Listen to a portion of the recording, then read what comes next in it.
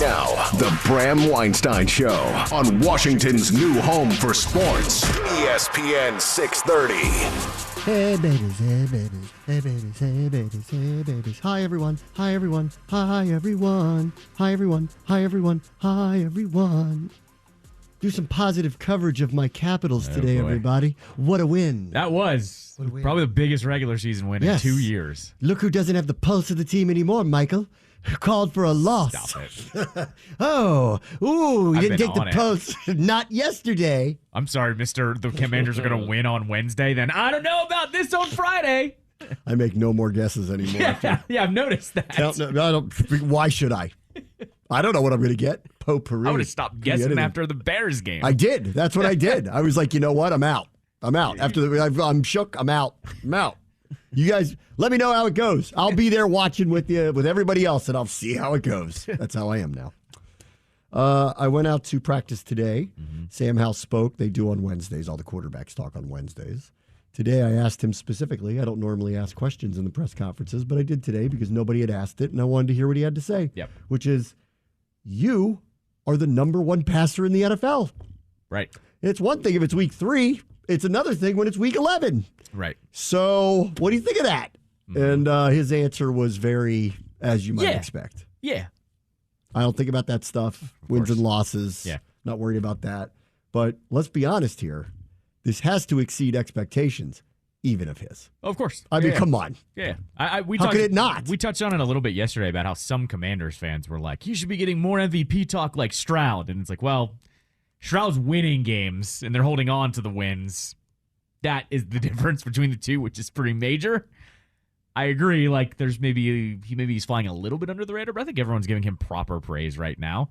The problem really is, too, in terms of getting high praise, we're seeing weeks where McLaurin only gets a few targets, or Dotson only gets a target or two, and it's just, I'm all right with that part. I'm all right with that part. Last year I said this. I go, they have too many people to get the ball. Right. We're going to have weeks where guys don't get the ball. Yeah, and you know what? As long as they're winning and scoring points, we're going to have to be okay with that. Right. They're scoring points now. They're not winning. They're not winning. Exactly. They're not so winning. It is a team effort. But, yeah, I mean, I'm not shocked what's he going to say? Like, I want more praise. I mean, he knows it's his first year still.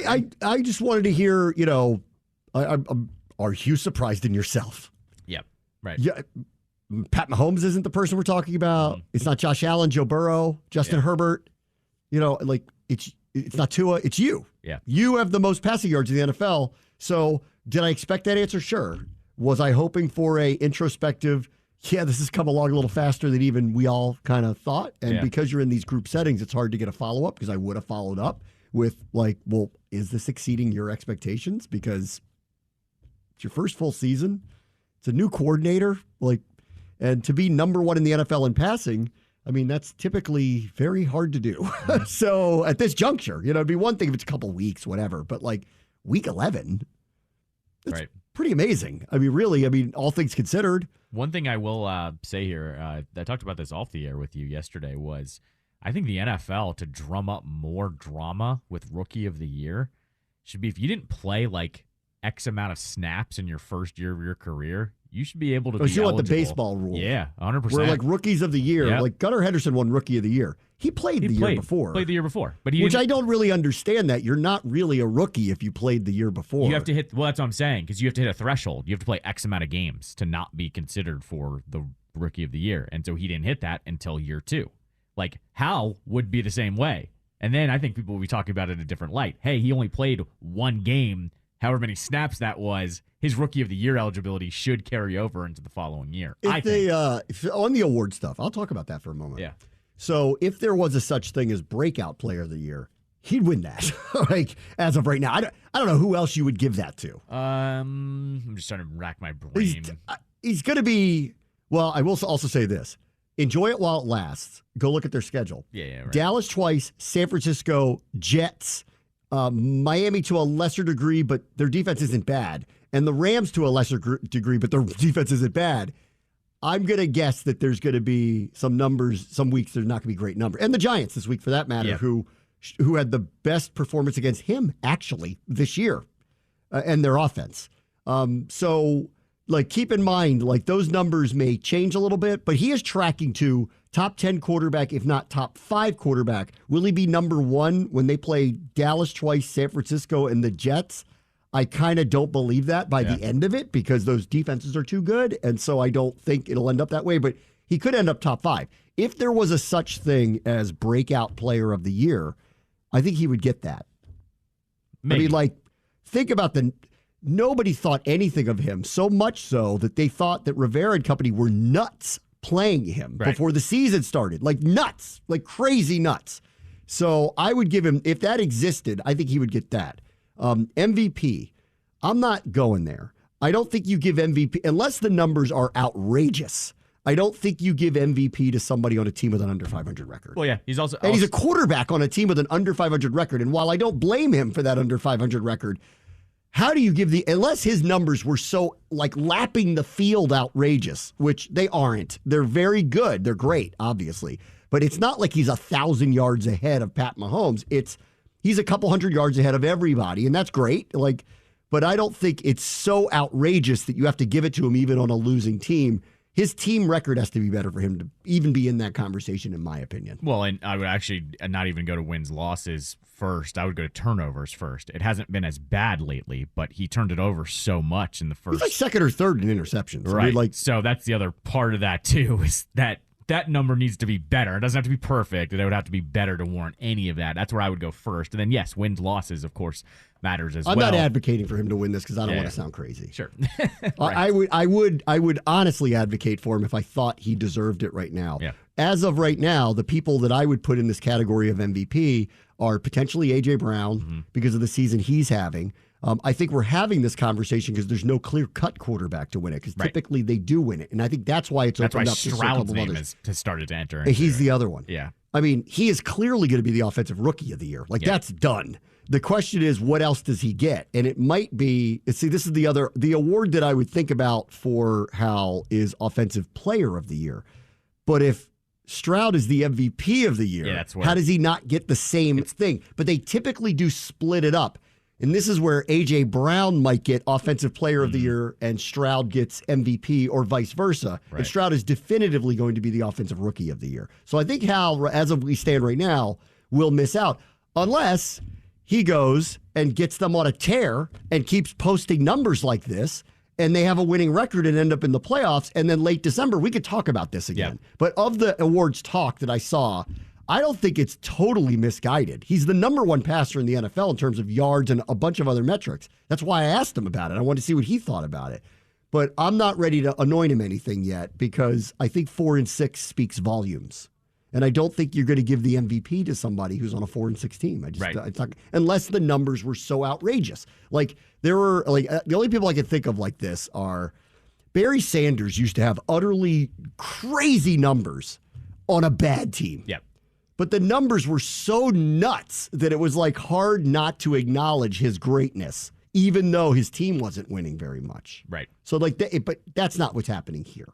I mean, he does have the potential to garner more attention. I don't think he'll ever get to the point that we're actually legitimately talking about him winning it. But because they do play good opponents, like, I don't expect him to lose every single one. I would hope they don't. But, you know, let's say, like, I don't know, if the Niners at home, if the Niners don't have things locked up and actually play their guys and they somehow beat them on New Year's Eve or something, you know, like, that's not a crazy far-fetched, you know, win only because they can win the last game if Dallas is already in like they were last year and have nowhere to go. If Dallas loses to the Eagles again and gets swept, they will not be able to win the division. Right. Therefore, they will probably already be in the wild card and like last year will have very little, if nothing, to play for. Yes, right, exactly. So we've already seen this. Yep. That's why I get mad about that game every year because I'm like, you marginalize it. When you make it the last game of the year, you marginalize a great rivalry. Please stop doing that. Right. Like this Thanksgiving Day game is amazing because it's going to matter for both teams regardless of what the Commanders' record actually is or regardless any year that what the Cowboys' record is. It's why you get the ratings. It's why it's important. And it's Americana. When you have these type of rivalries, why would you ever jeopardize its meaning, which is what they do every year when they put these in the last game of the season. Sometimes they matter. Most of the time they don't, at least for one of the two teams. And we're already tracking towards it's not going to matter for probably one of them. Sure. But they might win it. To your point, they might win anyway, they did last year. The Niners game. If they have that division locked up, and they can't win the 1 seed, they may not play their guys. Yeah, like right. that's a possibility. We're going to play the Rams. We could win that game. We should win this weekend. Frankly, we should. So we're staring down like 8. That's what we're looking at, which is exactly what we all predicted. sounds about right, doesn't it? Right. Yeah. If I told you 8-9 at the beginning of the season, you'd go, yeah, that's about right. If you told me 8-9 and you're trading away Chase Young and Montez Sweat, I'd be pleasantly surprised, actually. What if I told you 8-9, the defense is among the 3 worst in the NFL? I'd actually still say, wow, that's impressive, but that's a shock. That's a shock. Keim has a very nice piece about Howell and getting hit a lot today.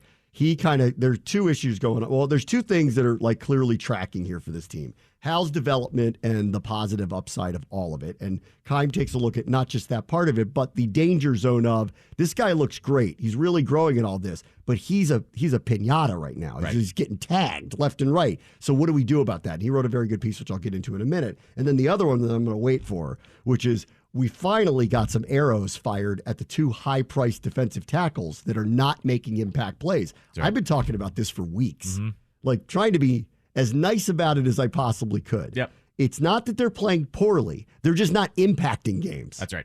Neither one of them. That's right. They're not impacting games. Allen actually was better in Seattle when I did film review. I was going to say, I thought he was better. He flashed a little more. Yes, on he was Sunday. better in Seattle than he's really been. But it's nothing like it was. Like I said about Hal, I'm not ready to anoint him some award. Last year around this time, I was screaming he should be All-Pro, which is the highest honor you can get for your position. Like, I think he's playing as well as anybody at their position could possibly play. And then Payne arguably was number 2 at that last year. Yeah.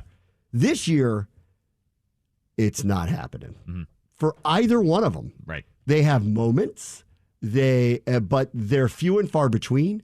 And the story of the season is Hal is developing. Hal is getting better. Hal might be the guy that we've been waiting for a long time. And on the other side of the ball, it's the part I thought that was a sure thing is the furthest thing from it. Right. How'd that happen? I have no idea. And it starts with that defensive line, 2 of which aren't here anymore, and the other 2 that aren't impacting games. Yep. And Nikki Jabala finally pulled out the bow and arrow and fired some shots at them. And I've been waiting for someone to do it because I've been screaming about this for weeks, that the story of the season's the defense, and it's the line, and you can't just blame Chase Young and Montez Sweat. It's those 2 guys in the middle that we already paid. Right. And I mean, I wouldn't even say she's firing shots. She's just laying out the statistics that were this is what it is. That bad because Yes. I'm disappointed in this. I really am. I don't know what's going on, and I need explanations and all that stuff. But I've been saying this. You know me. I've been saying this for weeks. Right. That the story of the season starts right there, and those guys in the middle, who we paid a lot of money to, who have been over the last 3 years, both singularly and collectively, the most disruptive players on this team, aren't doing that this year. Why? I don't know, but they're not. Her stats were these 2. She obviously has a article on the WashingtonPost.com if you want to check it out. But the 2 that she tweeted out that I saw before the show are this: Daron Payne hasn't laid a hit on an opposing quarterback since week 5 and hasn't recorded a sack since week 2, and that was his best game, right? Where he took over the Broncos game. Wasn't that week 2? He had the hat trick. Yeah, he had the We single-handed made 3 drive. straight plays to start the second half where he broke up a pass, he had a tackle for a loss and a sack on 3 straight plays. Yeah, it was unbelievable. But he hasn't recorded a sack since then, hasn't hit a quarterback since week 5, which is ridiculous. Honestly, when you think about that. Well, how about this stat? I'll put that one into context for you. Nobody in the last 3 seasons combined has hit the quarterback more than Daron Payne. Oh, man. Yeah, that's unreal. The fact that he still leads that category and has so few of them this year is actually amazing. Yeah, that's crazy. It is crazy. He has hit the quarterback more than any defensive tackle in the NFL 2+ years running. And he hasn't touched a quarterback in 9 weeks. Yeah, that's unacceptable. So again, what's going on here? Right. Her other stat on Allen, not as damning as the Payne one, was Allen had a quarterback pressure rate of 11.9% in the first 5 games of the season. That's fallen to 7.6 over the last 5. Not as damning as the Payne one, but still not good that his play is declining seemingly since the first 5 weeks of the season. Yeah. All right, let me go through Keim's piece a little bit here. He wrote a lot of really good stuff about Sam Howell, and he took the angle of, and I mean, it's the right way to go here. he's trending up. He's showing a clutch gene. It isn't his fault they've lost these games. I've been talking about the last couple of days. I feel for him. I feel like he should have a better record than he does. Like, I think he's done enough. He's done his part to put them. Yeah, he's made mistakes for sure. But like, he's done his part at the end of games. They scored on the last play of a game at Philadelphia and lost. They scored in the last minute on the road in Seattle and lost. Like, that sucks. Like, I mean, like you pray your quarterback will do these things at the end of these games, and he's doing them, and he's on the wrong side of the result. Yeah. That's some kind of karma that I don't understand. He deserves better than that. So I think, like, this article comes from a place of that, which is if he was just some run-of-the-mill quarterback getting beat up, I wouldn't write this. But he's got these clutch moments and this resume that's being built that says, I think this guy's a winner. How do we help him? That's right. So I thought it was, it was a very well-timed piece that he did. It's also, just before you even dive in, it's like they've invested so much on the defense. Like, that's what's the maddening part crazy about it. Like, it's crazy. Because I think we've gone through this as a franchise, too, where, like, even with Kirk, the defense wasn't as great, so they didn't put together as many wins. They still put together a playoff season together. And here we are. We're sitting here where they've invested all these first-round picks. Got a hit with Curl. Have paid a little bit of money to them, but invested all these first-round picks, and all of a sudden, none of it's coming to fruition. When you finally have the quarterback, it sucks. It sucks. I know. Like, it's so crazy. I saw somebody say something about it. He was like, last year, Ron said all we needed was quarterback. Yes. And they got it. You're right. And they have the same record. You and I said 20 points. 25 points a game, 24 points a game, and they're scoring more than that. And they're, about. Where are they? They're like 22 or something like that. That's still the number, though. Well, I said this last year. I go, if they're just middle of the pack offensively and scoring 5 more points a game than they did a year ago, they're going to have a much better record than they did. Wrong. No one told me that the defense would be bad. Yep, right. And in every way bad. Right. And at the end of the game, like the crazy part in rewatching the Seattle game was they actually, I thought, played really well through up until the point where they gave up the bad play to Kenneth Walker, which was honestly, one player slipped and the other player missed one tackle, and it turned into what it turned into. Up until that point, because that's a good team. Like, they're going to make some plays, but they didn't. They stopped them in the red zone multiple times. Yep. They stopped them when they had to multiple times. Like, that's a tough cover, those 3 receivers and that running back. It's a really tough cover. They did a really great job up to that point. And then in the fourth quarter, it just totally unraveled. Like, the holes for the runs were huge. Yeah. The pockets were clean. These receivers are running free. The corners are making bad techniques. They're taking penalties. They can't stop them. It was like they reminded me of the Terps. Right. Like, where it's just like, hey, everything's going great here until it just totally implodes. Yeah. And then it's like it's over. Right. And I feel for Hal. Anyway, Keim writes this. He writes this whole thing. He starts with, he goes back to week 2 where he was sacked 9 times, and he took a big hit on a big run, and he talks about, how he used to run a lot, and he's just like, I'm used to punishment is basically what he's saying. And Keim says this: how long his ability to take all these hits continues will be a primary debate around Hal as he develops in what the Commanders hope will be a franchise quarterback. He's been sacked 47 times, 14 more than any other quarterback, and 2 shy of tying a franchise record. 2. It's week 11. Mm-hmm. Franchise record in week. That's probably going to happen this week. Yep. Week 11, right? He's on pace to set an NFL record for the most times sacked with 80, which would break David Carr's mark of 76 set in 2002 when he played on an expansion team. Right. He's been hit 113 times overall, 4th most in the NFL, and causes concern that his long-term outlook as a pro could be affected by the punishment that he's taking. But there's been some encouraging signs of late. His sack rate compared to the early part of the season has plummeted, allowing him to begin showing why the Commanders named the former 5th-round pick their starting quarterback. Goes on to bring out the part I brought up earlier about if you're going to have awards talk with him. They're about to play Micah Parsons twice, Aaron Donald, Nick Bosa, Chase Young, the Jets defense, which might be the best of all those groups outside of maybe the 49ers. These numbers may drop a little bit over the next 6-7 weeks just because of the opponents that they're playing. They probably will. It's going to be tough sledding for them. Anyway, he goes on to talk about all this stuff and how he's learning with it. He feels fine. He's doing this. There's a very good interview in this piece with Kurt Warner, where Kurt Warner talks about how he took a tremendous amount of punishment, but Kurt Warner explains, he goes, I did that purposefully sometimes. He said, I was going to hang in there until the last minute, even if I knew that I was going to take these hits because he felt like it was the only way I could play. Hal seems to demonstrate some of this, like come at me. I ain't going anywhere. I'm not going to hide. I'll take a hit, but I've got to stick around this extra half second or whatever to make this thing happen. And the big, larger question is there anything the team could do to help him? 2, should he be protecting himself a little bit more? And 3, like, how long can he sustain this? That's right. Right. And nobody knows the answer to any of that. Right. Kurt Warner had an amazing Hall of Fame career standing in there, performing really well on The Greatest Show on Turf. When he went to the Giants, he was Sam Howell, middle of his career, getting pegged. And like this article goes on and on about all of that. Yep. So we'll see what happens here. But it was a very good piece by Keim if you want to check that out. All right, my friend Ira Weintraub, who's the sports director up in Ann Arbor, Michigan, is going to join us next, not only to preview Terps in Michigan, which I think I already know what the outcome's going to be, but we'll talk about Crazy Jim and what's happening up there with old Harbs. Brand Washington Show, ESPN 630, Sports Capital. Fox is coming to College Park, I believe, right? Is it Fox or College Game Day? I can't remember. One of them's coming here. Game Day's going to JMU. Game Day's going to JMU because they're undefeated. They're both in the region here.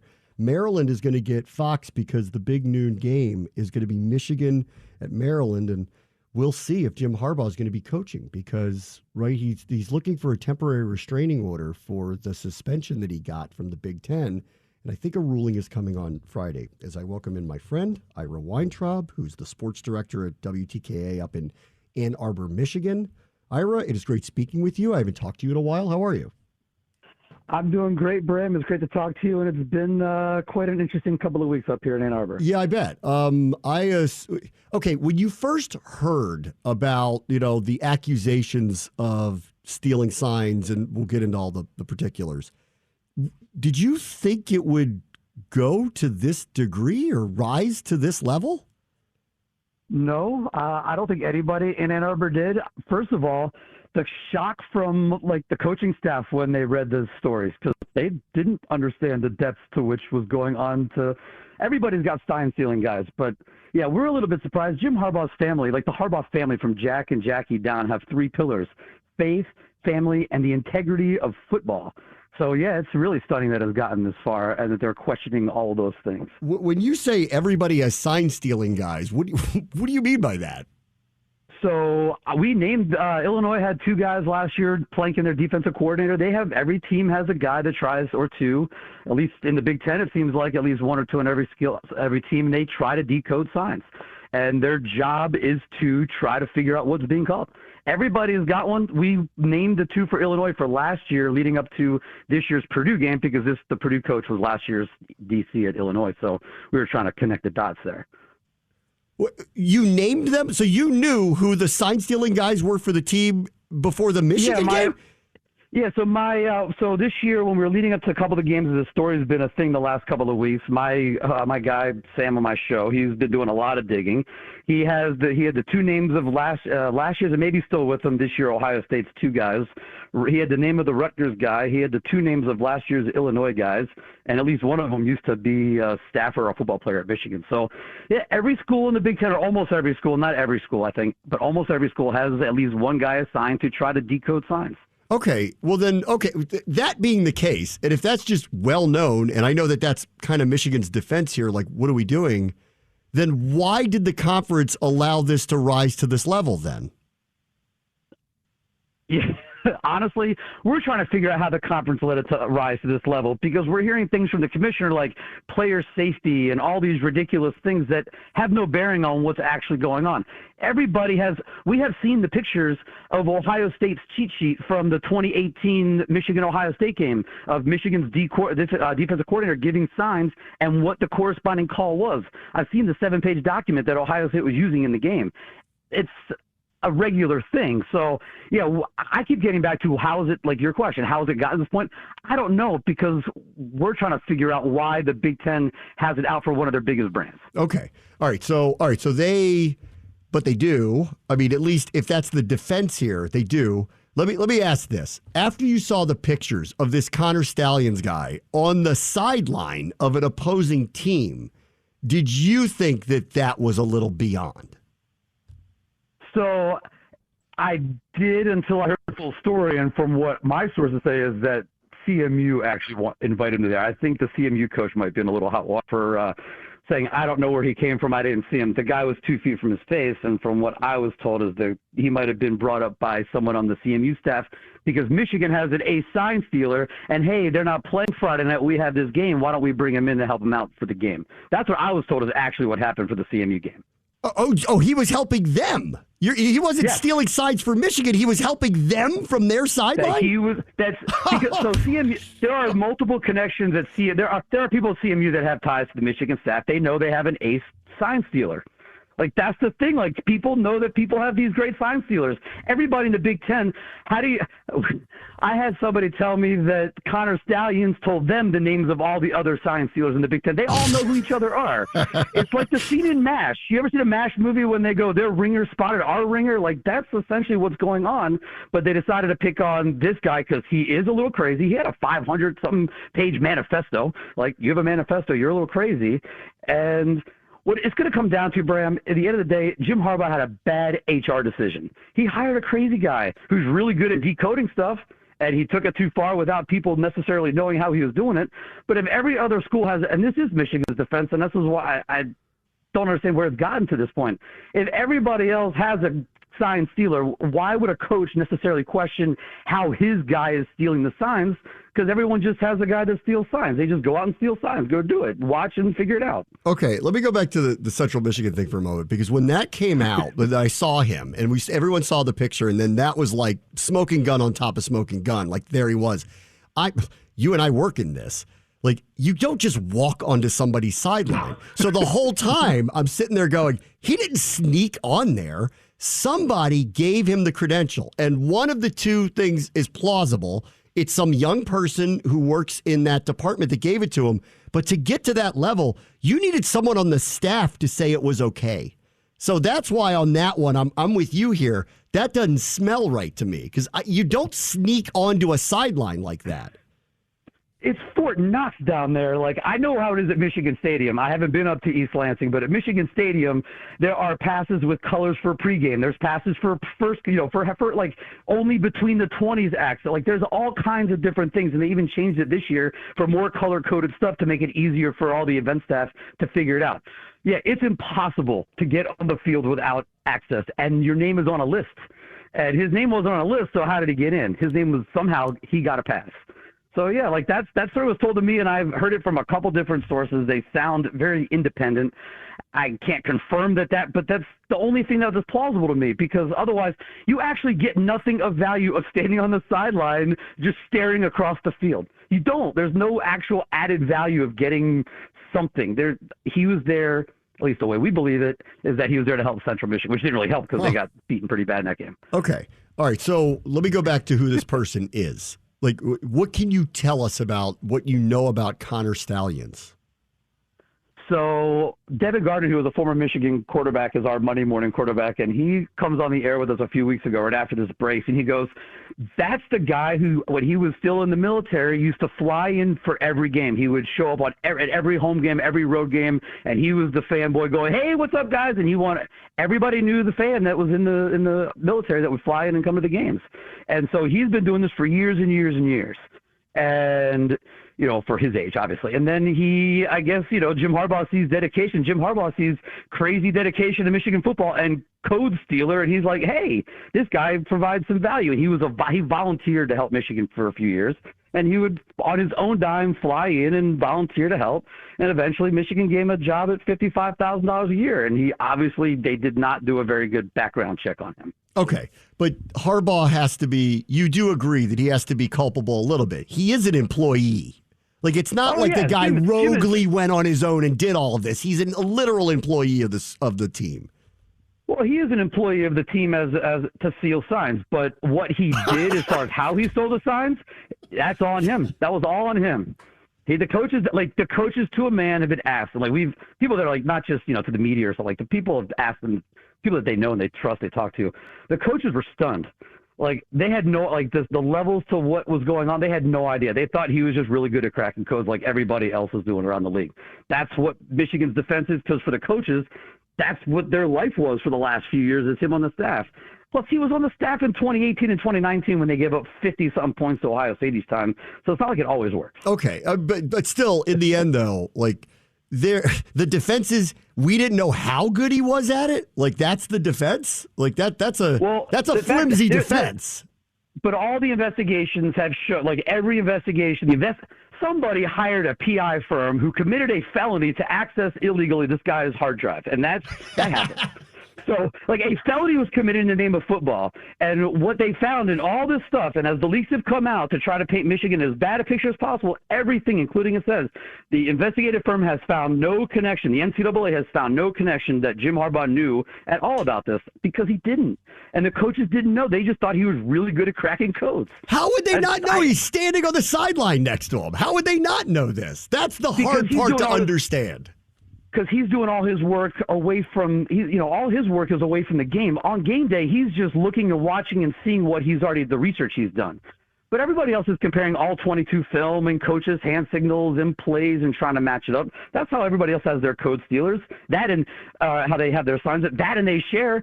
Ohio State and Rutgers gave the signs to Purdue for the Big Ten championship game trying to beat Michigan. So, that's advanced scouting, too, from a different school. For other schools are doing the scouting for you. They have the sheets to do it. So, that's why we're stunned that it's at this point because everybody, quote-unquote, steals signs or decode signs. That's not illegal. You and the NFL don't have to deal with this because you have signals in the helmet. The Big Ten or the college football doesn't want it because coaches like stealing signs. That's what this whole thing is about, decoding signs. Wait a minute. That's legal. That's legal. You know for a fact that other schools helped a different school to try to beat Michigan in their same conference championship game?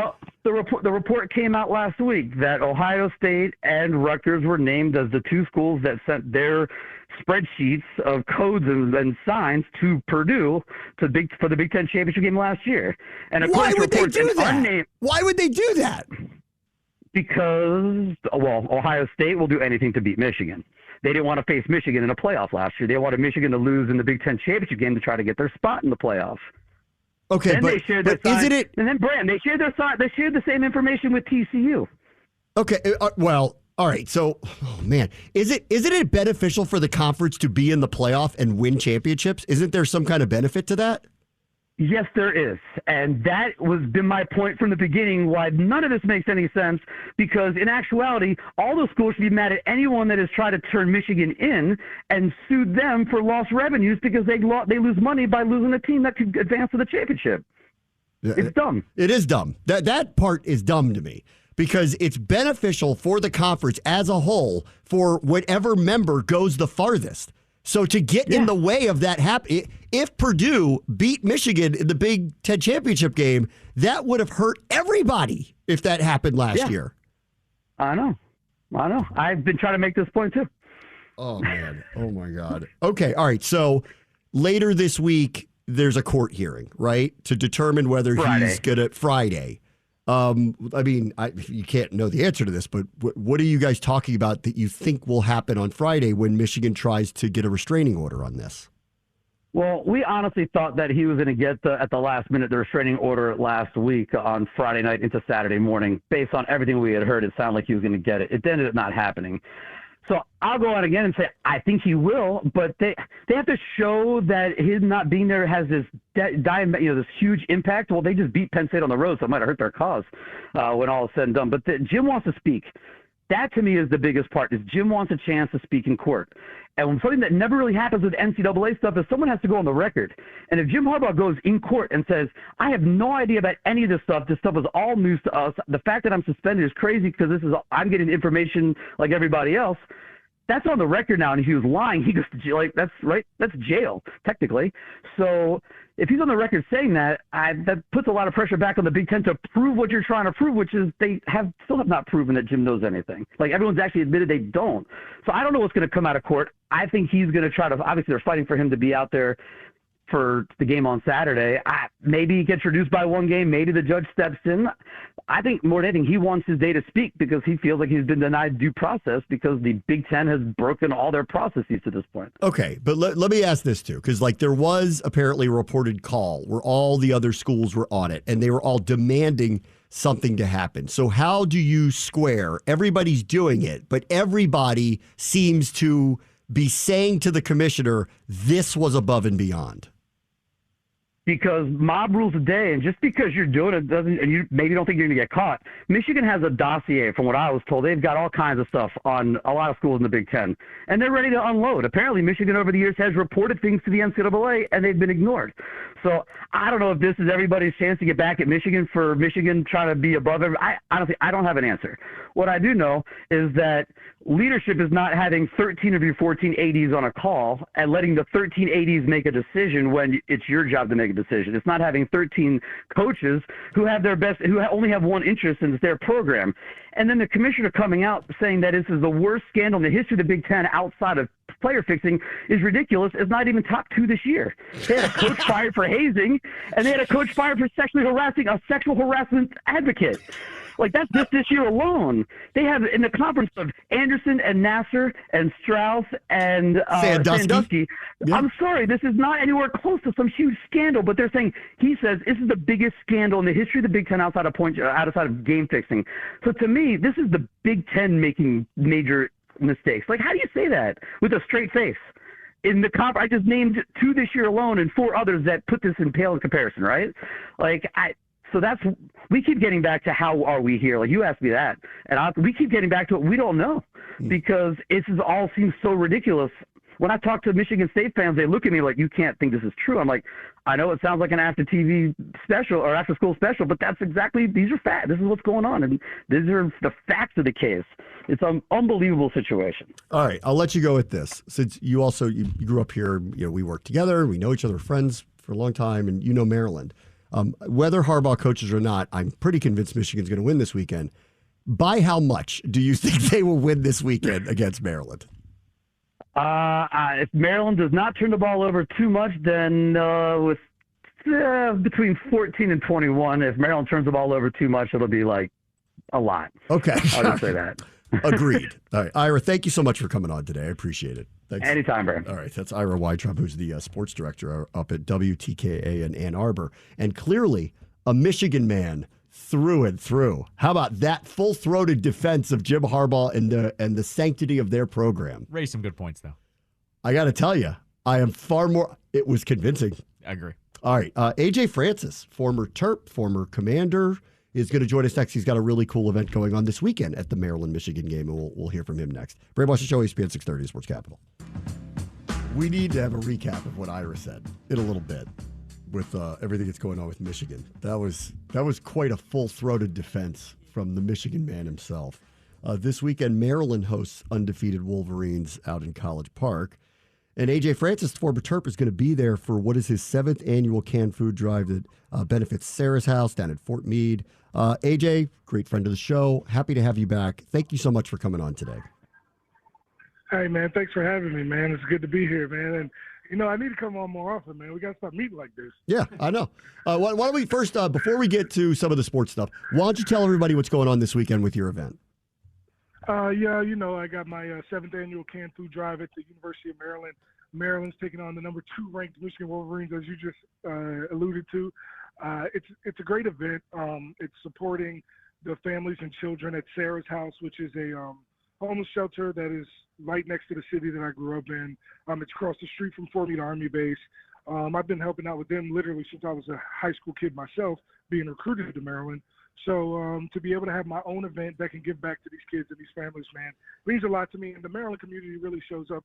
And the last couple of years, what's really been helpful is that the away team community has been showing up a lot more too. Like Ohio State really did a really good job last year bringing stuff. I really felt really good about that. And this year, I've done a lot of Michigan radio. So hopefully the Michigan fans show out and prove that they're better than Ohio State. You know? Where in College Park? Like, where can they find you? So it's really at the game. We're going to have people at every gate when you walk into the stadium. There's going to be people there collecting cans at the gate.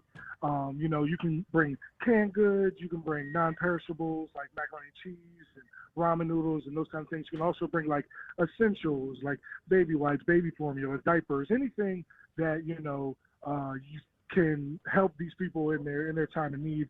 Like I said, this is the 7th annual of my canned food drive, but it's actually been a bunch more years I've been doing it. It's just now officially mine. Okay. So why is this important to you? It's so important to me because my dad had me working with Sarah's House when I was in high school. It's a community that is underserved, and it's a community of people that sometimes feel forgotten, feel like people don't think about them, don't care about them, especially the kids in these shelters, man. Like, they didn't pick their life, they didn't choose their circumstances.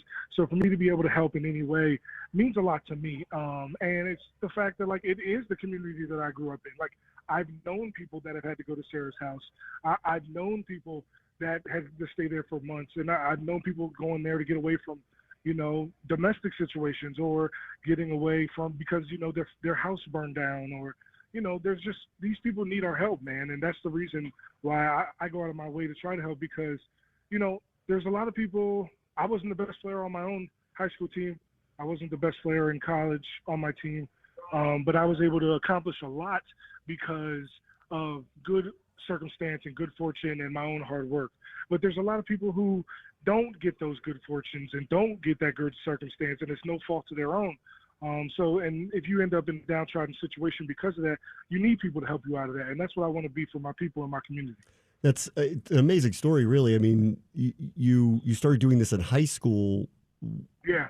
So your father took you to go volunteer, and what a lesson! What a lesson to learn in high school. My dad, when I was in high school and I was becoming a man, my dad went out of his way to teach me how to be a real man, how to care about people other than yourself, how to look out for your community. We've done so many different events to help Sarah's House. My canned food drive is one of them, but we do trunk or treat, we do toy drives, we did a celebrity basketball game. Like, we do a bunch of different things to help out with them. And, this isn't the only place that we help, but it hits a little close to home because, I grew up 5 minutes from there. I know people that have been there. My dad was a high school football coach at the school literally half a mile down the street. You know what I'm saying? So this is the community that my dad grew up in. This is the community that my Nana still lives in. You know what I'm saying? So it's like, to me, it's important to serve your community because these people need our help. You know what I'm saying? And if I can provide that help and I don't, then that makes me a bad person. It's an amazing story. All right. While I have you here, let me hit you up on a few sports topics. And let me just start with the game you'll be at this weekend, Michigan and Maryland. What do you make of what's happening with Michigan and a suspension of their coach for sign stealing? It's funny to me that, it's not funny because, it's a big situation that people are talking about, but it is kind of funny to me because every team does this. Every single team sends people to away games to scout their opponent. Every single team reads signals on the sideline, have their GAs reading signals on the sideline for the other team in the game to try to steal signals during the game. Even when I was in the NFL, every team watches the TV copy so you can get a hold of their snap count, so you can get a hold of their pass protection calls, so you can get a hold of their, on-the-ball audibles, you know what I'm saying, their hot calls. Like, every team does that. Every team's trying to get every advantage. It's the same thing that happened with, Deflategate, where, everybody's mad at Bill Belichick because he deflated the balls and blah, blah, blah. But people forget that they ran for 300 yards in that game. Like, they didn't beat the Colts because they deflated the balls. They beat the Colts because they were a better team, right? But we don't talk about that. We don't talk about that at all. We talk about the minute things that people are worried about more than anything, when in actuality, every single team is trying to get these advantages. Now, the problem comes when you get caught. You know what I'm saying? Like, you can steal as many cookies as you want as a little kid, but when you get caught with your hand in the cookie jar, you're going to get in trouble, right? And that's what happened is they got caught. And you can't get caught. But we can't sit here and pretend that all teams aren't doing this because they are. So what do you think this is? Like, people just don't like Harbaugh? Like, what? Why go to this extent then? I genuinely think it's because they got caught, because they got sloppy, because they want to, like, if Michigan was 4-6, they wouldn't care as much. Right. You know what I'm saying? But they're 10-0, so it's everything. It's everything to them. You know what I'm saying? So it's like that's going to be the case. That's just the way it is. Like, you are a victim of your own success at that point. And it doesn't help that then they try to throw in the Ohio State coach saying he's just part of it. Like, that don't help either. Like, you know what I'm saying? Like, you got to just take your lumps when you get them. Yeah. Like, you got caught, you got to take it. Like, that's just the way it is. And the thing is like, if they never got caught, we'd never hear about it, obviously, but they'd still be doing it. And also, let's not pretend do I have evidence that other teams in college football are doing this? No, I don't. But I know football. And I know that these coaches, man, their main goal and their main objective is to get an advantage at any cost. Of course. No matter what it takes. And if you're telling me sending an assistant or sending somebody to away games and I can watch their team and watch their signals and do all the things, and I can get an advantage that helps me win by 1 point, that's a W. You know what I'm saying? They're going to do it. Like, I'm reading, like, why do you think coaches are covering their mouths with the play call sheet every time they call a play? Why do you think you have coaches throwing signals when they run the no-huddle offense, and then you got 5 coaches standing next to them doing dummy signals? Because everybody does it. You know what I'm saying? Everybody does it. When I was at Maryland, we used to hold up, the big board, right? That has like 4 pictures on it, right? Yeah. Yeah, a lot of teams do that. You know that board meant absolutely nothing? You know that all 4 of those all 4 of those things meant absolutely nothing, but it was just to have people who we know are watching what we're doing look at it and be like, what does this mean? And waste their time doing that. When in actuality, it's just signals from one person on the sideline. Like, that's part of the game. Like, that's not you know what I'm saying? Like, this isn't new information. People have been doing this forever. He just got caught, and and, they wanted to make a big story out of it because of how well they're doing. They want to pretend that the reason that they're doing so well is because they're stealing signals and not the fact that they're just punching people in the mouth. You know what I'm saying? Like, at the end of the day, like I said with Deflategate, yeah, the balls were deflated. It happened. But they ran for like 300 yards in that game. No matter how much air was in the ball, it wouldn't have mattered because they beat the hell out the Colts. Like, that's just how that worked, right? So, like, you can label it, oh, they're cheating, but everybody's trying to do it. You know what I'm saying? So, like, to me, it's overblown. But what do I know? I just played the game, you know? Yeah. All right. One quick thing, because last time we had you on, you apparently revealed how you got the name Top Dollar in WWE. And I didn't realize this because I'm not a huge wrestling fan. That apparently, like, went viral because apparently it was news. So I'm going to ask you to break news again, since I know, like, wrestling is part of the past now. What are you doing next? What's going on? It's not part of the past. I'm still wrestling. That's one thing's for sure. It's just, I'm gonna have to go somewhere else in 2024. Right. That's the way it goes. Okay. Listen, man, I am nothing but grateful for my time in WWE. But if you think this is the last you heard of me, you're mistaken. I mean, Jimmy Fallon made a joke about me in 2015 on the Tonight Show. Let's talk about it. You know what I'm saying? Like, I have been around the block for a while, well before I started wrestling, as you are very well aware of. Yeah. You're one of the OGs that know about me from way back in the day. You know what I'm saying? You know what I'm saying? You get your proper respect. I used to be on your show heavy. You know what I'm saying? I'll never forget, we was on this show talking about Taylor Swift. And we was talking about Taylor Swift 8 years ago. Look at us now. Look at us groundbreakers. You know what I'm saying? Like, that's the kind of stuff that we've been into for a long time. And, I ain't going nowhere. And if you want news broke, all you need to know is that I will be around for a very, very long time.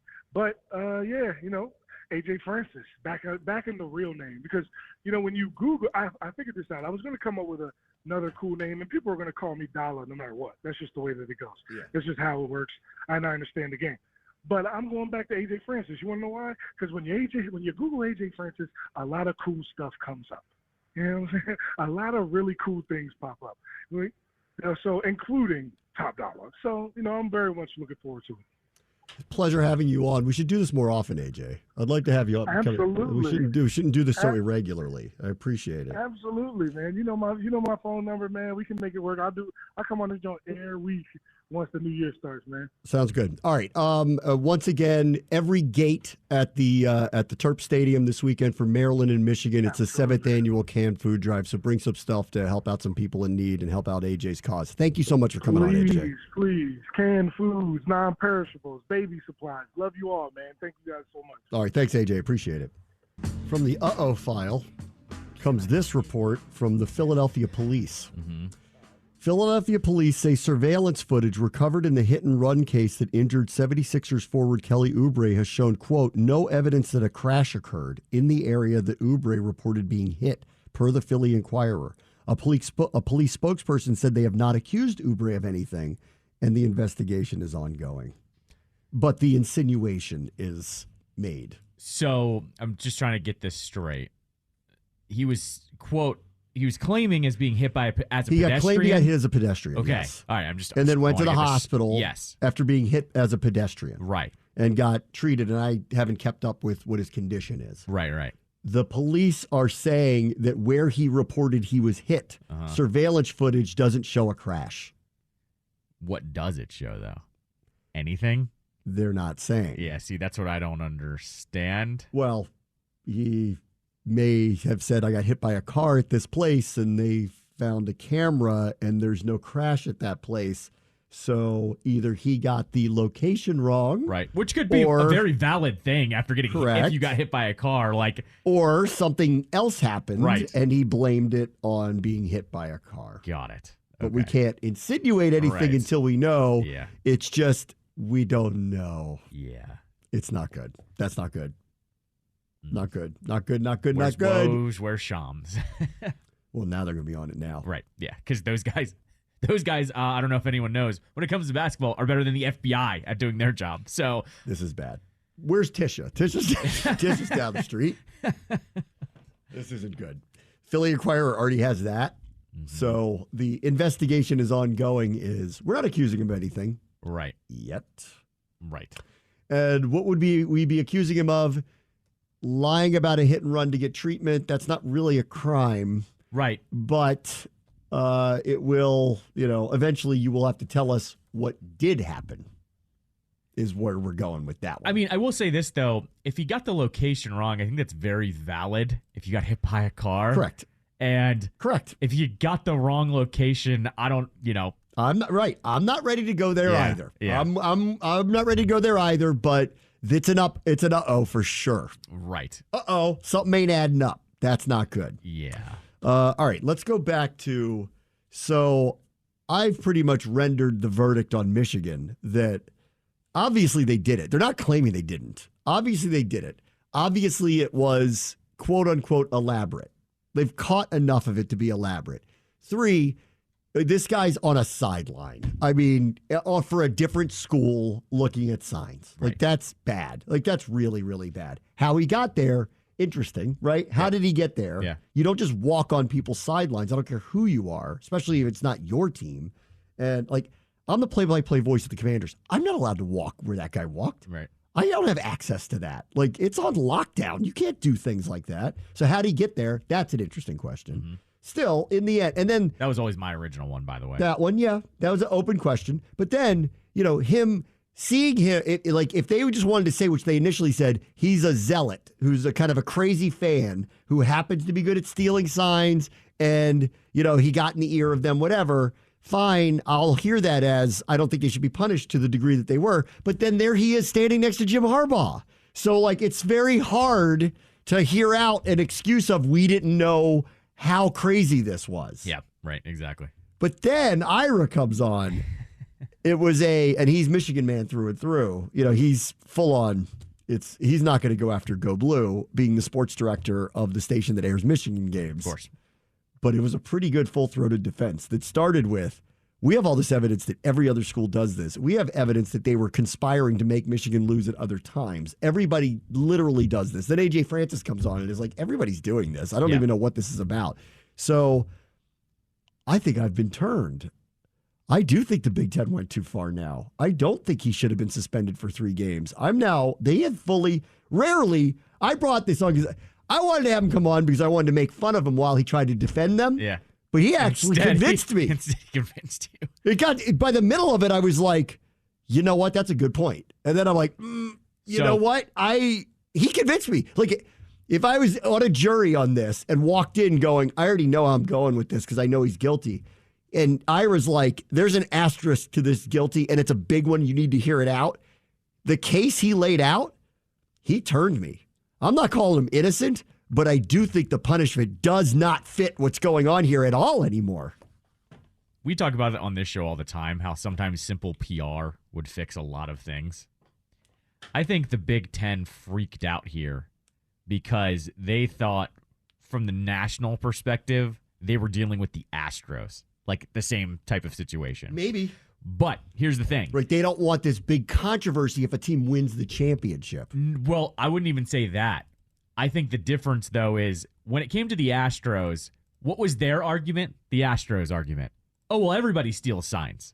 Yeah, but theirs was over the top. Exactly. And so that was the problem. You guys had trash cans or buzzers or whatever you had. Like Connor Stallions and whatever he's doing. And whatever he's doing, though, I think they kind of overstepped by thinking it was the Astros when everyone's going, everybody does this. And they're going, why are you coming down so hard when everyone else is kind of doing the same thing? You know? They're trying to compare Michigan to having this elaborate scheme that's original when really it's not original. Everybody does it. They just happen to maybe be better at it or have somebody that's more dedicated to doing it. Maybe that might be they're just stomping people right now. Right. But like this does go back to the one part I can't square that he can't really either when we had him on. The one thing I can't square is why did every AD get on a call with that commissioner and demand he do something? Yeah. Because it's not to the benefit of the conference for Michigan to be eliminated from consideration for the college football playoff. People don't benefit from that. Yeah. Like there is still a distinct possibility that if that Michigan-Ohio State game is really, really close, that they'll put both of them in the playoff. Right. Right. If one of them blows out the other, they won't. But if they do, if it's really, really close, they both go in. But if there's this lingering cloud over Michigan and Ohio State wins by a field goal, they're not going to put Michigan in because they don't want them to win the championship and then have a cloud over the whole thing. Yeah. So it's actually not beneficial for the Big Ten to do what they've done here, but they did it anyway, which reads to me like this was above and beyond, right? Why would they go to this extent to hurt themselves? It hurts them to not have them go far. Or they're all, like I said about college football people, they stopped growing at 8. They think like 8-year-olds. They don't think beyond it. It's like it's a playpen. It's why it's a funny sport to cover, and it's why I make fun of it every week, because everybody who is passionate about it is literally an 8-year-old person. Yeah, right. Exactly.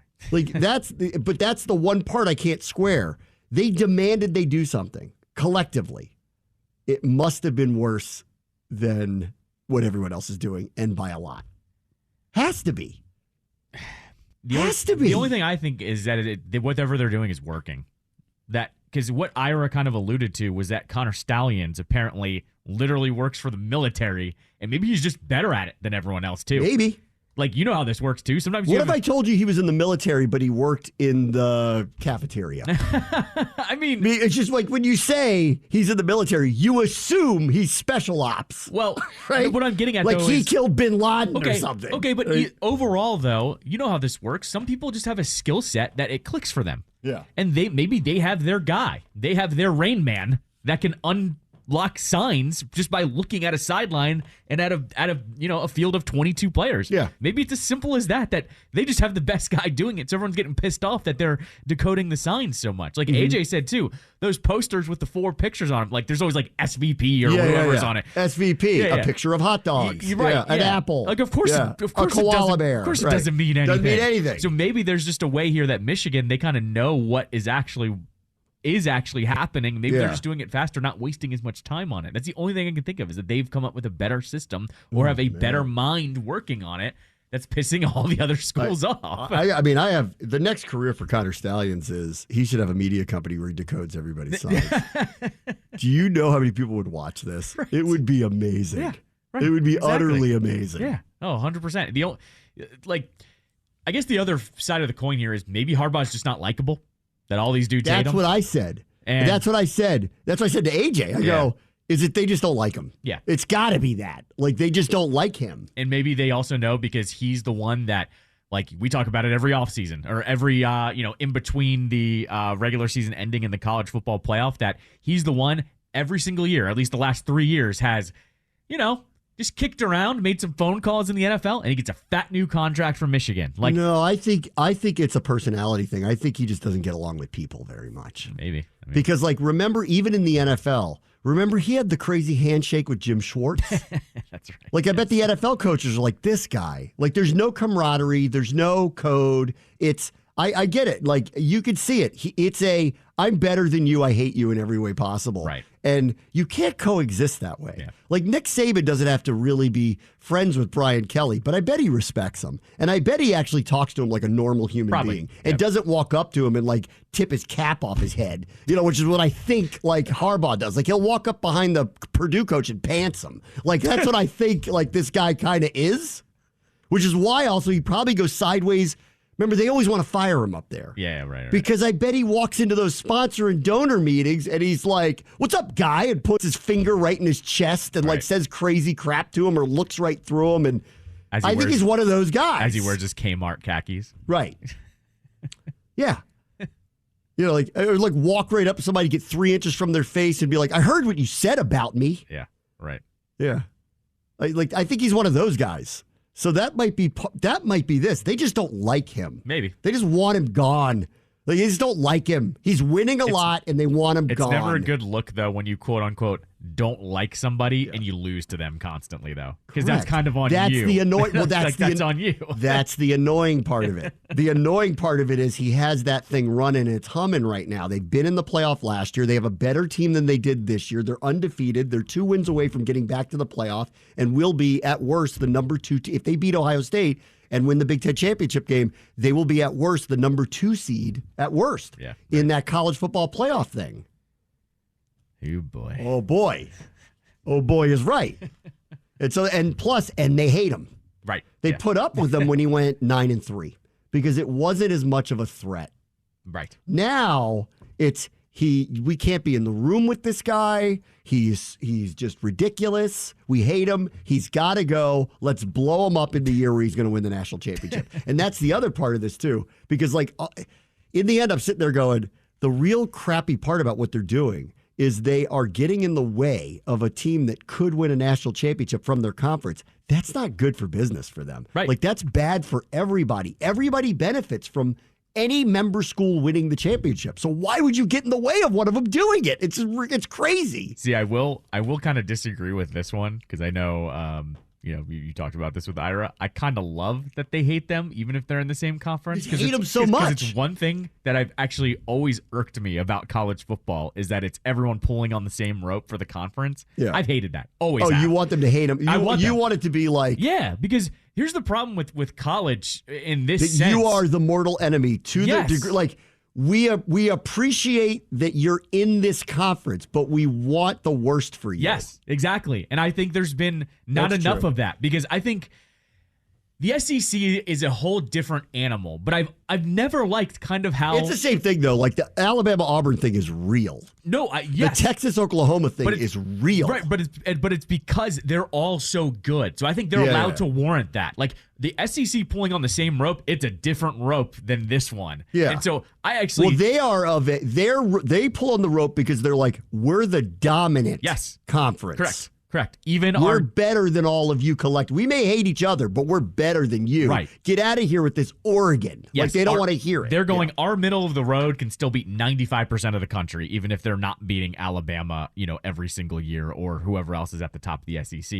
And I think that's fine for the SEC. But I think for everyone else, I've always hated that. Like, I'll quick kick it to mine. Like, I'm a Virginia Tech fan, but I hate when people are like, oh, ACC, you should be pulling for Clemson.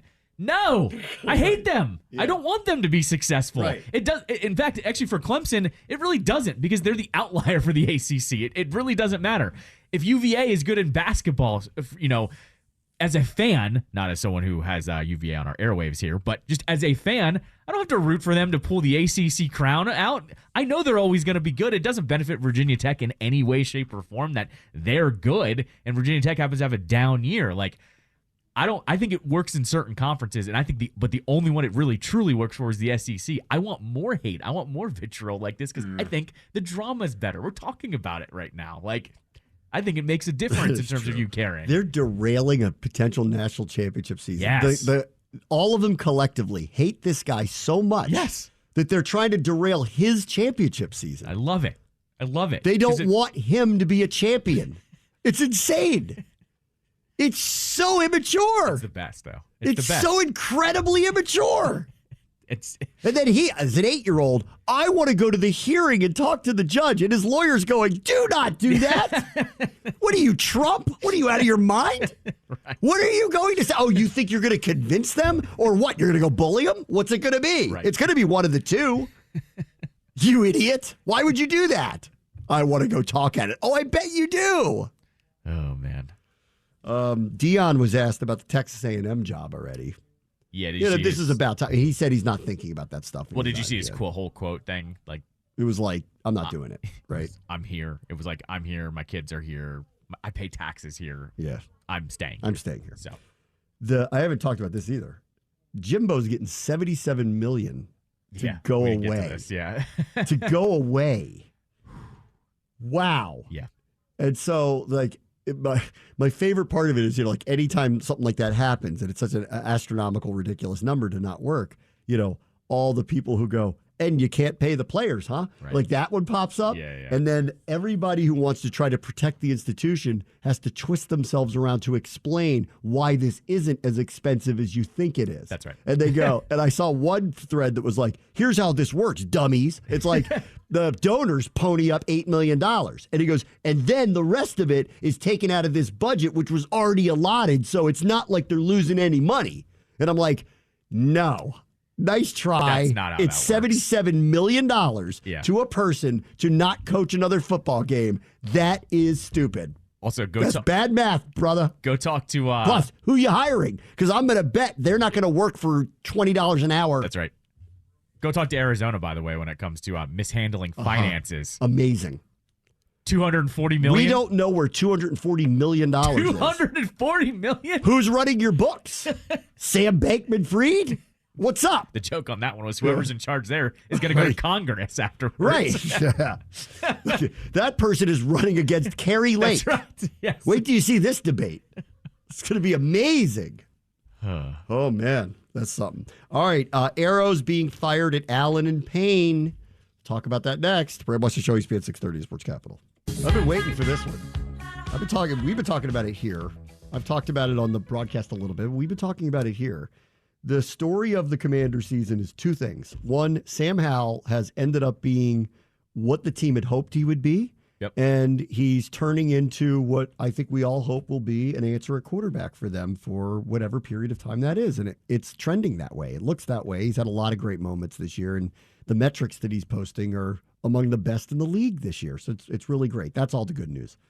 And then if I told you that was going to actually end up happening, I would have believed their record would at least be inverted at 6-4, if not better than that, because I just assumed that the Washington defense was going to be at least good, if not great. And as it turns out... Are you assuming anything with this franchise? As it turns out, they are they the worst scoring defense now? Or they're close to it? Let me look. I mean, Giants, they were bottom two. Giants got to be shooting up those rankings, especially off of over the weekend. Let's see. Scoring defense, they're giving up 27.4 points per game. The Broncos are giving up 27.6, so they remain the second worst scoring defense in the league.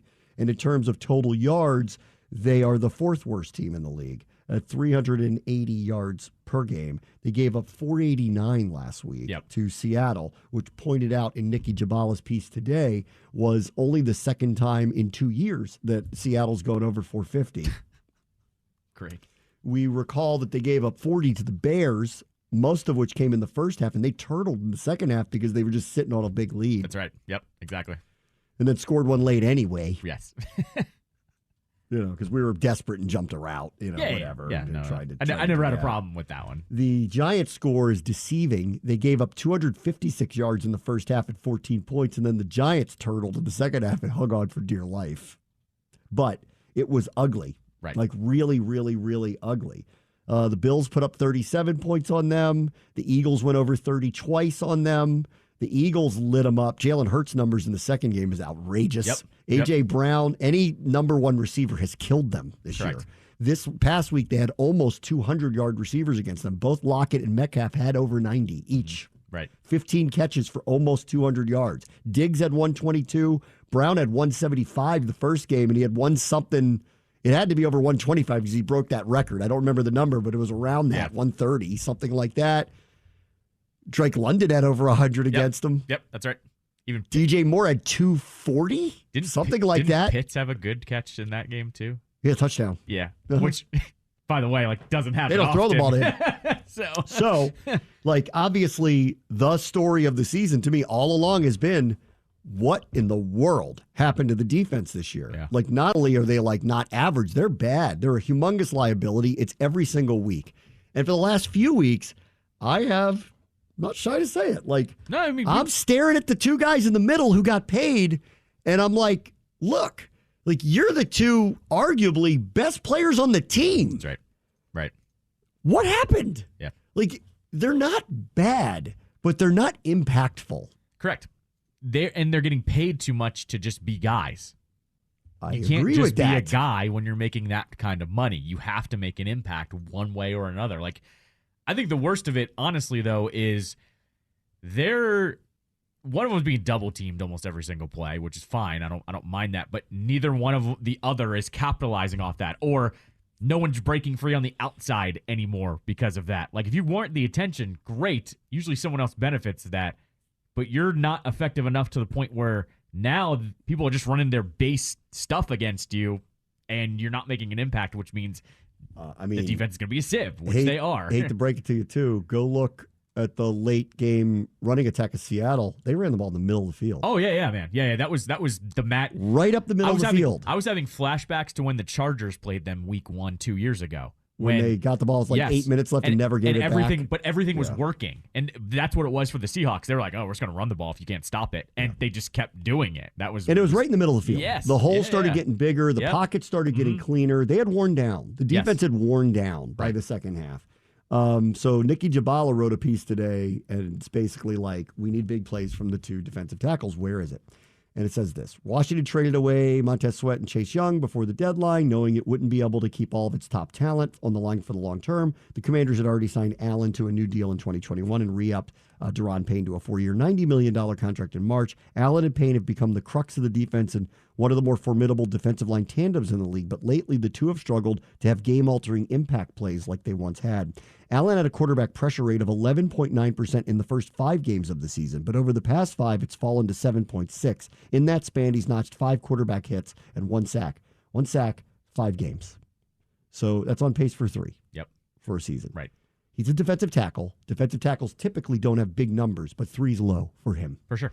The quarterback hits part is low for him. That's 1 a game. Right. That's low. Yeah. Payne hasn't laid a hit on an opposing quarterback since week 5 and hasn't recorded a sack since week 2. His pressure rate the past 2 games against the Patriots and the Seahawks was 2.6%. So he's completely ineffective. Yep. Like I said with Allen last week, especially against Seattle, he flashed more. He was better. He made a play in the game before. Who did they play? Who did they play before the Seahawks? I'm trying to remember. My mind is. They beat New England. Yeah, he had a couple. He had one where he went down the line. The New England, yes. Well, the New England one was hard because they were getting rid of the ball so fast that there were no sacks to be had. Right. And I said that going in, and I came out after going, you're not going to be able to judge the defensive line because Mac Jones, by design, they're so scared of him turning the ball over. It's 3 steps and out immediately. There's no way you're going to get a sack on him. Right. He has to fumble the ball and pick it up to get a sack on him. Like it's not going to happen. But that's why I said this week. I said you're going to find out this week because the Seahawks will extend players. They will go down the field. They have the receivers to do it. And against this team, of course they're going to take shots. Right. So you're going to find out this week. And we found out we don't have a pass rush. Yep. And is it fair to blame those two for that? Not specifically, entirely, but don't your best players have to be your best players? Sure. Right. And you demand more out of them. Yeah. So that's where the other side of the coin falls too, is I think people have knee-jerk reaction to wanting to fire Del Rio, which I think is fine. It's been warranted this entire season. But I also, part of being a coach and a veteran head coach is getting the best out of your best players. And you're not getting anything out of those two. At some point, you have to have the coach fall on that as well. And look, they've already swapped out the defensive line coach, over the last couple of seasons. So I don't think it's that. And I would just say it all falls to the top. And if Del Rio can't get the best out of those two, I don't know what else you do. Correct. Yeah. Look, did Montez Sweat ascend to the best he could be? We don't know. We're going to find out when he goes somewhere else. Right. I believe we know what he is, that he's a really, really, really good player, but not a great one. Yeah. But what if he ascends beyond it? It will be an indictment of the coaching staff. Yep. Right. For Chase Young, I think it's a different story because there's injuries that are part of this, and those injuries may not allow him to be the guy that anybody would hope he would have been. But we'll see. I'm rooting for him, and I hope he has a great career, but it's a different story than Montez. Sure. If Montez Sweat ends up becoming a 15, 16 sack player for the Chicago Bears, it will be an indictment of this coaching staff. Sure. Yeah. Big time. And then with Allen and Payne, but the proof was there that they did evolve under here. Daron Payne had one of the best seasons I've ever seen a defensive tackle have last year and got paid for it. And John Allen was playing at what I thought was all-pro level, which is best at his position. And I was arguing for it last year. I think he was so disruptive a year ago. And to this point, Seth Walder, who does all the stats for ESPN, tweeted this out today. I think it was coincidentally to Nikki's piece. Last year, Jonathan Allen and Daron Payne ranked 9th and 12th in pass rush win rate at defensive tackle, respectively. This year, 26th and 42nd out of 52. Daron Payne is bottom quarter of the league. Yeah, that's not. No. You cannot have that. Off of the contract. Yeah, you can't have that at all. No, you can't. I think the more frustrating part, too, though, is it's not like he hasn't shown it this season. Like we just talked about that game against the Broncos, where he literally took over a drive by himself. I think that's the more frustrating part. It is not like it's been all season. He's had his moments here and there. He has had his moments. I think this is a fair criticism. I felt this way for a month now, that the story of the season is the defense, its inability to be competitive at times, the amount of big plays they give up, the mistakes that they make. It's every single week without fail. They give up some crazy big play. It happened in New England with the Stevenson run where they just total missed assignments and then unfortunately a missed tackle, but it was one guy had to make a play and he didn't. And then this past week, that was a little unfortunate that Danny Johnson slipped, but the same guy missed a tackle again, albeit in space, and there was mistakes that allowed Walker to get in that space, but it happened. The yardage totals are crazy. The scoring totals are crazy. It's across the board, but at the same time, it'd be Sam Howell's numbers are incredible. They're not probably exactly where you want it to be, and they're not winning games, but his numbers are there. Yep. Terry's numbers are there. These guys' numbers aren't there. It's part of it. Right. We could sit there and say, well, the linebackers aren't great. Okay. Oh, the corners were overrated, or Forbes is maybe not ready for primetime yet, or that injury to Derek Forrest was a big deal. Fine. Okay. I'll hear all of that. It still doesn't change the fact that you two are very blockable these days. Yep. Right. It doesn't change that. I don't see quarterbacks being flushed out of the pocket constantly. Mm-hmm. And that's what I was getting at, too. It's not like it's opening things up elsewhere either. I think that's the biggest problem. It's really not about them as individuals. It's what do you open up around you, and they're not opening any of that up. What I always like when this happens is they typically respond. Yeah, right. So it's a good call out to call them out against a bad team that doesn't necessarily want to play anymore. I like to signal. Yeah, sometimes I like to. I tried signaling this for a few weeks. Guys, you're looking at the wrong people. Nobody wants to complain about them, but they're not impactful. Yeah. And I'm watching it on film every week, and I'm going here and there's moments. In Payne's case, early to defend him a little bit, he was getting double teamed a lot, and but that's when Allen needs to win. He wasn't winning, right? He wasn't winning. And now, go watch, Payne isn't getting double-teamed as much as he used to. Probably because they're seeing on film what I'm seeing. And it's both of them. So hopefully this week they'll show up and watch against that line with this quarterback. A sack apiece, watch. Right, they'll probably eat it this weekend. Yeah. I would assume so. We need a win anyway. Let's wake them up. Home game, black jerseys for the first time, right? They haven't worn those yet this year, I think. Did they wear them once? I felt like they wore them once. Didn't they wear them in that Bears game? Oh, yeah, that's right. They did wear them in the Bears game. I try to just, forget that game. But yeah, so second time. Because it's the salute to service. Are you going this weekend? Yeah. You going to leave at halftime? Stick around for the whole thing. Dude, I'm batting we'll see 500 at leaving at halftime this year. I mean, I hope I'm not. One other NFL story. Deshaun Watson out for the year. Has a broken bone in his shoulder, of which I would at least say this for him. Because everyone was questioning his toughness. Yeah, right. See, that's not fair. They were like, you're not Burrow. You won't go out there and do it. He's probably like, I have a broken bone in my shoulder, guy. I'll counterpoint because I'm the guy that says you're not Joe Burrow. He he got hit 2 separate times in the Ravens game, and it happened on one of those hits. So I still stand by what I said. Oh, okay. It's a separate injury. I still stand by what I said. It's a separate injury. Okay. And I'll hear you out on that. Separate injury. But he's still not as tough as any of the quarterbacks in the division. Okay. Pickett, your boy Pickett's tougher than he is. Hands? Okay. All right. So, well, whatever. He's out for the year. Part 2, turning into worst contract ever. Yep. Absolutely. And trade.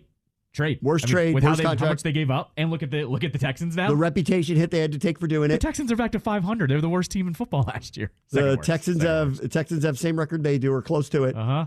Probably will end up with a better record than them with them now. Right. And then number 3, I mean, the jokes write themselves. The fact that he has to go to rehab, probably needs to get his shoulder massaged. This is the jokes write themselves. And, I'm not going to do any of them because why? What do I need to? We don't need They're to all say it. floating in your head. The second it happened on Twitter, the joke was dead because everyone hit send at the same time. So, yes. Everybody's been waiting for him needing to go to physical therapy. That's right. Everybody's been waiting for that. Right. Everybody. We've all waited for the PT jokes. We can't wait. My favorite response, though, because I always like to look at this, and I think the Browns tweeted it before even Schefter or Rappaport tweeted it. They tweeted out like the whole quote of he got an MRI and he's going to get surgery or whatever. So I'm like, let's see what the replies look like to the actual tweet on it. Let's see. Yeah. My favorite one was a Cleveland fan saying, "We were just turning the corner. Browns fans can't have everything." And the guy had like 80 responses basically being like, dude, this isn't about the Browns and your fans. This is all of us being happy that Watson had karma basically coming back around on him. It was one of my favorite responses. Let me see if I've got any of these. Nothing good on mine yet. I'd have to go through and find them. No, it's just more like the people that think that like, oh, it's such bad luck, and everyone's going, no. We're all happy this is happening. So they got 3 years left, fully guaranteed. Right. She should be able to come back from this. It's been a bust of 2 years so far with him. Yep. Their record's actually good though. That whole division, they have winning records.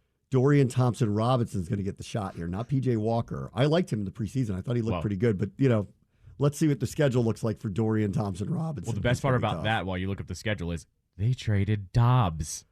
And then that's right. And then didn't trade for Bridgewater our backup here. Why did I say not Bridgewater? Brissett. They didn't trade for Brissett or another Chase quarterback. Young used to call brisket. Yeah. Right. But they didn't trade for Brissett. They traded Dobbs to Arizona. Arizona trades Dobbs to Minnesota. They'd be killing to have Dobbs right now on that team. Oh, it ain't over for them. Steelers this week, but at home. Mm-hmm. At Broncos, rejuvenated team. We'll see. At Rams. Jaguars home. Jaguars are weird. Yeah, it's true. Bears home. At Texans. That gets interesting. They're going 500 for so far, 3-3. No Deshaun. They don't get Deshaun there. Oh, boo! They were going to show up for that one. That sucks.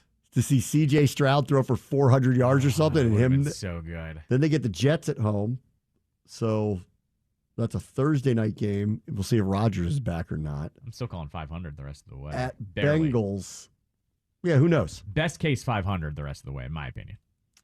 I mean, their defense is good enough. Like, could they win this week? Probably. Could they win in Denver? Maybe. Right. Could they beat the Rams? Yes. Could they beat the Bears? Yes. Could they beat the Texans? Yes. Could they beat the Jets if Rodgers doesn't come back? Yes. So they probably won't. Right. But you never know. Yeah.